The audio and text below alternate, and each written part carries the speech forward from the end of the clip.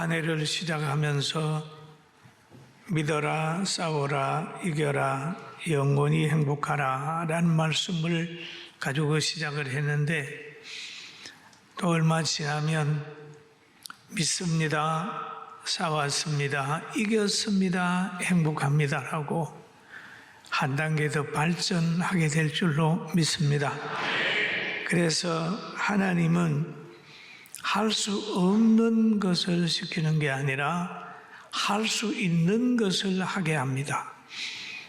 사람의 생각으로는 할 수 없다고 생각하는 것도 하나님은 하실 수 있기 때문에 그냥 믿음으로 나아가면 하나님이 하게 한다는 것을 믿어야 홍해수도 갈라지고 또 물이 변하여 포도주가 되는 것도 체험하게 하는 것입니다. 그래서 하나님은 성경을 통해서 우리에게 말씀하시기를 의인은 믿음으로 말미암아 살리라 라고 말씀하시고 믿음은 바라는 것들의 실상이라고 말씀을 하셨습니다. 그리고 믿는 자에게 하나님이 주시는 말씀을 보면은 하나님의 말씀은 살아있고 운동력이 있어 활력이 있어 좌우에 날쌘 금보다 예리하여 혼과 영과 간절과 골수를 찔러 쪼개기까지 하며 또 마음의 생각과 뜻을 판단하시나니라고 했습니다. 여러분, 말씀을 가진 사람은 무기를 가진 사람이요, 말씀을 가진 사람은 등불을 가진 사람이요, 말씀을 가진 사람은 어떤 환경에도 지지 않고 이길 수 있는 능력을 가진 사람입니다. 할렐루야. 그래서 우리가 말씀을 사랑하고 말씀을 묵상하고 말씀을 따르고 그렇게 하는 것입니다. 그리고 믿음의 사람이 당하는 고난과 환난은 실패하지 않고 성공하기 위한 하나님의 연단인 줄 알고 고난이 오고 환난이 오면 기뻐하고 받아들이는 것이 성화를 이루는 것이 행복인 줄 알게 되길 주의 이름으로 축원합니다. 우리 민족이 이렇게 많은 어려움을 당하고 무정부 상태로 고통을 당하는 것도 몇 년의 역사를 지나고 보면 그때가 하나님께서 우리 민족을 다시 한번 재건국하는 때였구나, 영적으로 부흥을 이루는 때였구나 하는 고백이 분명히 나오게 될 줄로 믿습니다. 저는 요즘에 강화문에서 울려 퍼지는 찬송, 세이버 코리아를 통하여 전국 지역에서 울려 퍼지는 찬송과 기도, 아우성간 몸부림, 이것이 역사가 흘러간 다음에는 정말 하나님이 대한민국을 사랑했노라 그렇게 고백하는 간증거리를 만드는 역사가 될 줄로 믿습니다. 여러분, 하나님은 악령과 피조물에게 지지 않습니다. 절대로 지지 않습니다. 그런 것처럼 하나님의 자녀들도 악령과 현실에 지지 않도록 하나님께서 날마다 무장시켜 준다는 것을 믿으면서 늘 힘차게 세상 살아가면서 감사하고 기뻐하며 살아가는 우리 모두가 됩시다. 할렐루야. 여러분, 우리가 사람 편에서 보면 예수님은 실패하신 분처럼 보입니다. 공생의 3년 동안 건세를 누리신 것도 아니고 어디 가서 크게 환영받은 분도 아닙니다. 그러나 공생의 마지막 주간, 고난 주간에도 보면 재판받고 또 산상에서 십자가에서 달려 돌아가시는 모습을 보면 누가 봐도 실패자처럼 보입니다. 그러나 예수님은 실패하신 분이 아니라 구원을 다 이루신 분이시고 사망의 권세를 이기신 분이시고 부활하여 사망을 생명으로 이긴 분이라는 것을 우리는 깨닫게 됩니다. 할렐루야. 그 당시에 보면은 단 사람이 승리자로 보여지지만은 얼마 지난 다음에는 예수님을 십자가에 단 사람들은 단 실패자가 되고 예수님은 부활하여 정말 만왕의 왕의 권세를 가졌다 하는 걸 느끼게 됩니다. 그런 것처럼 오늘 본문을 기록한 바울 사도도 누가 봐도 실패자의 모습에 위치해 있습니다. 왜? 로마 감옥에 있으니까요. 그런데 성공한 사람이었지만은 실패자의 모습으로 감옥에 있습니다.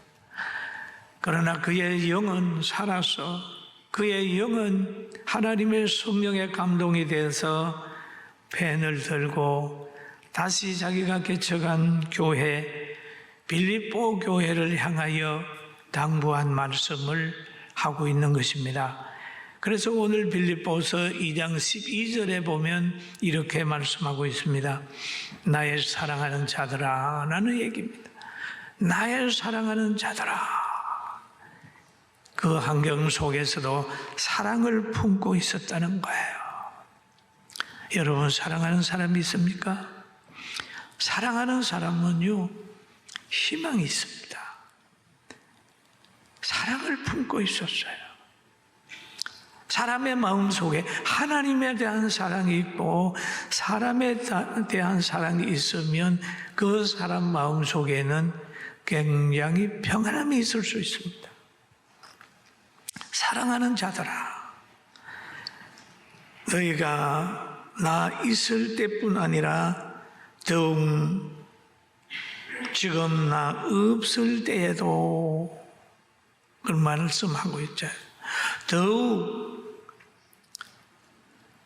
지금 나 없을 때에도 항상 복종하여 두렵고 떨림으로 구원을 이루라. 사랑하는 사람에게 부탁하는 것은 자기를 위함이 아니라 상대의 행복을 위하여 부탁하는 거지요. 부모가 자녀들 보고 공부해라, 빠르게 살아라, 식사해라, 건강해라 라고 하는 말은 부모 좋으라고 하는 얘기가 아니라 그의 행복을 위해서 하는 얘기입니다. 그런 것처럼 빌립보 성도들의 행복을 위하여 그런 얘기를 하죠. 나 있을 때뿐 아니라 나 없을 때에도 두렵고 떨림으로 구원을 이루라 라고 말하고 있습니다. 그러면 사랑하는 사람은 내 말을 들으면 행복해집니다. 그러나 사랑하지 않는 사람의 말을 들으면 손해볼 수 있어요. 왜냐하면 그를 이용하려고 사랑을 말하고 이용하려고 하는 것이 너무 많기 때문입니다. 우리는 짧은 역사 살면서도 너무 많은 거짓말에 우리는 시간을 뺏기고 마음을 뺏겼을 때가 있었습니다.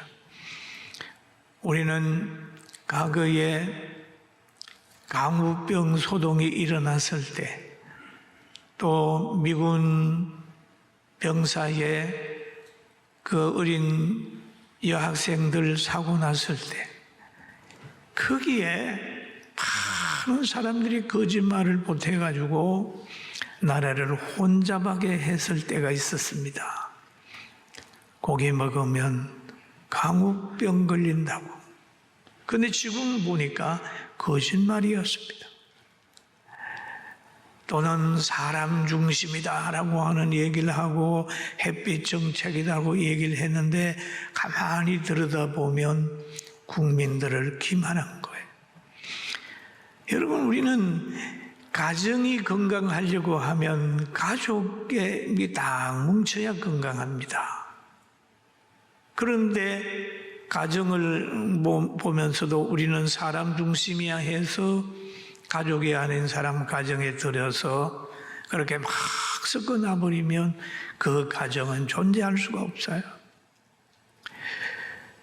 한 나라가 잘 때 가려고 하면 그 나라를 사랑하고 의무를 다하고 나라를 귀하게 여기는 우리 대한민국 같으면 자유민주주의에 대한 가치관을 가지고 있는 사람들 우선으로 나라가 꾸려질 때에 안전하게 되는데, 사람 중심이다라고 하는 그런 말을 하면서 거기에다가 공산주의자들도 이상한 종교 가진 사람들도 다 나라에 관리도 되고 판검사도 되고 뭐도 되고 한다면 그 나라는 순수성을 잃어갈 겁니다.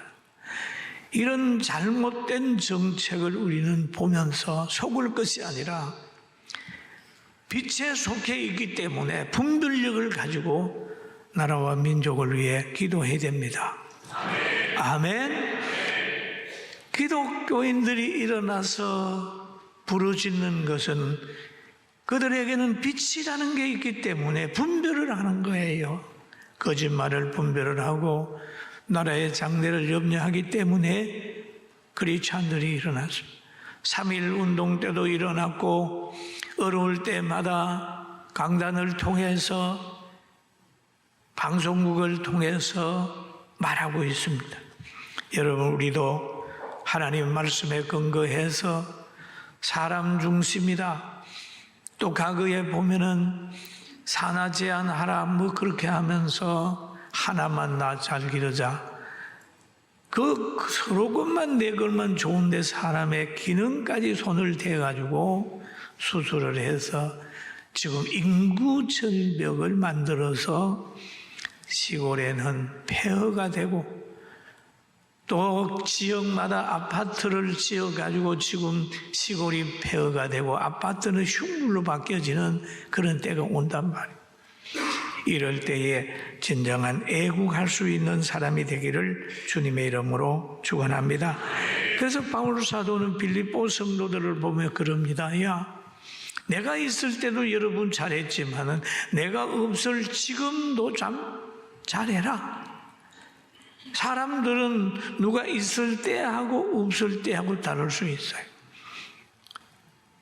어떤 사람이 자기 집에 기르는 개를 주인이 있을 때와 없을 때가 어떻게 행동하느라고 봤더니 주인 있을 때는 좀 얌전한데 CCTV 달아놓고 주인이 비웠더니 딱 나가게 되니까 자기 혼자 막 돌아다니고 주인 침상에 그게 침대에도 올라가가지고 막 하고 그러죠. 걔도 주인이 있을 때하고 없을 때하고 다르더라라고 하는 그런 연구를 한 사람들이 있어요. 과거에 내가 복지하면서 봤더니 어느 우리 복지하는 직원이 그런 얘기를 해요. 목사님 시설장 중에도요, 목사님 앞에서 얘기하는 거하고 목사님 없을 때 하는 거하고 전혀 다릅니다. 뭐 그럴 수 있지. 그러고 넘어왔어요. 여러분, 우리는 사람이 있을 때하고 없을 때하고 똑같아야 정상이에요. 할렐루야. 그런데 있을 때는 잘하다가 없을 때는 같다. 이런 요소가 빌립보 교회에도 있는 줄 알고 나 있을 때도 잘했지만 나 없을 때도 전파된 하나님의 말씀 가지고 들었고 떨림으로 구원을 이루라 하는 부탁을 하고 있어요. 할렐루야. 여러분, 금이 되길 주의 이름으로 축원합니다. 금은 안 변해요. 안 변해.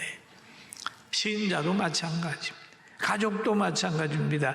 있을 때나 없을 때나 늘 마음이 진실하고 사랑하는 마음을 품어야 됩니다.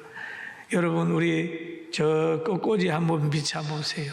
꽃꽂이 보면 우리 교회 강당 꽃꽂이 한번 비춰봐요. 방송실 한번 꽃꽂이 한번 비춰봐. 보세요. 여기 보면은 우리 꽃꽂이 특징이 뭔지 압니까? 보이는 면하고 뒤에 보이지 않는 면이 있어요. 지금 안 보이는데 똑같이 만듭니다. 어떤 분이 설교하고 난 후에 그런 얘기를 했어요. 그 꼬시가 좀 이상합니다. 왜요? 뒤에서 봐도 아름답고 앞에서 봐도 아름답습니다. 그게 신자입니다. 보이는 데만 잘하는 게 아니라 안 보이는 장소에서도 잘 해야 된다. 우리 교회 그 꼬지 전통이에요. 앞뒤가 똑같이 이렇게 비슷하게 이렇게 만드는 거예요. 여러분, 우리는 변함없이 사람이 있을 때나 없을 때나 바른 가치관을 가지고 삽시다. 그리고 여기에 보니까 두렵고 떨림으로라는 말을 하고 있어요. 공포심이 아닌 존경심에서 나오는 겁니다. 너무 존경하는 사람 앞에는 두려워요. 실수하지 않으려고 짤짤짤 매지 않습니까?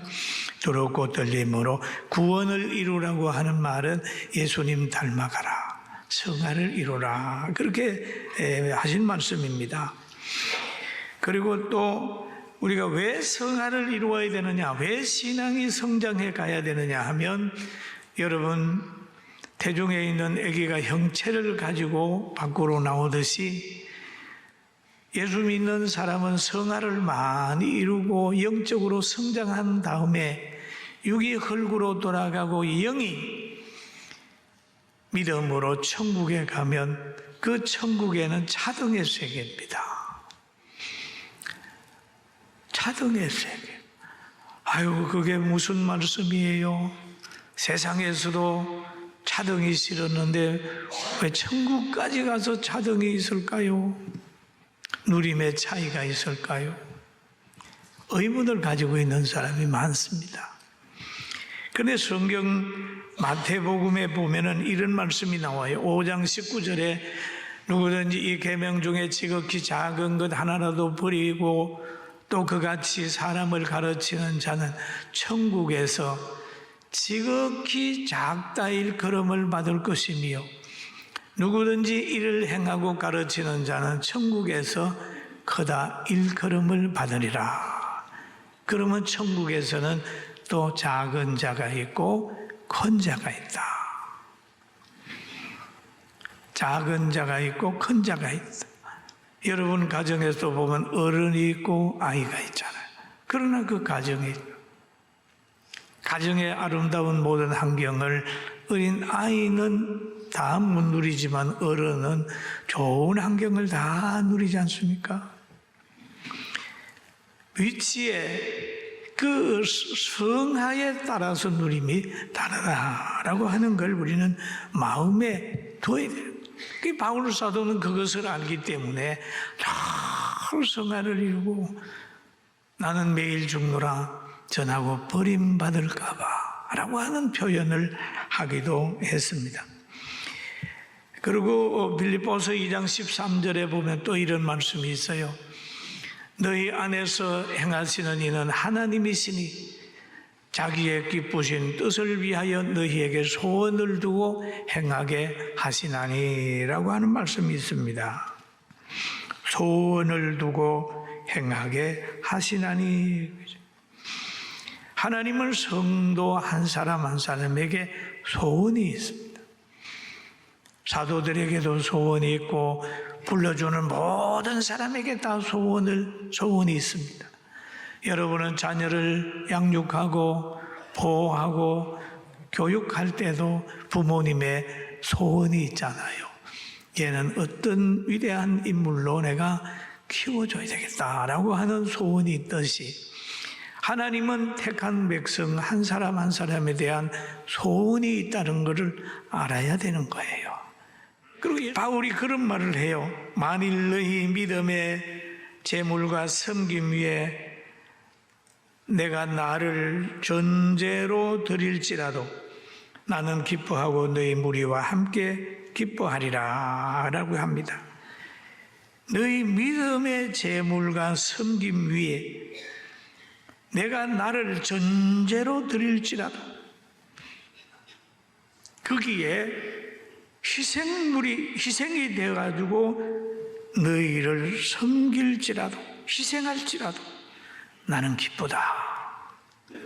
이런 고백을 하고 있습니다.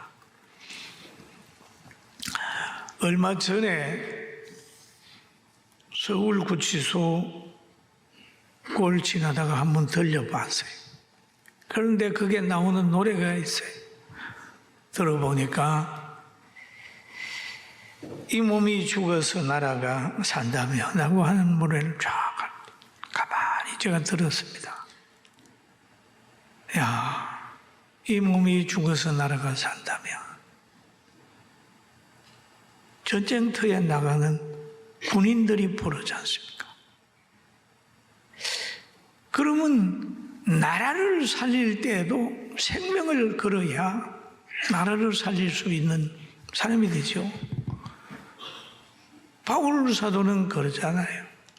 거기에 성도들의 구원 문제를 위하여 자기의 몸을 전제로 제물로 드릴지라도 나는 기뻐한다 라는 말이 있어요.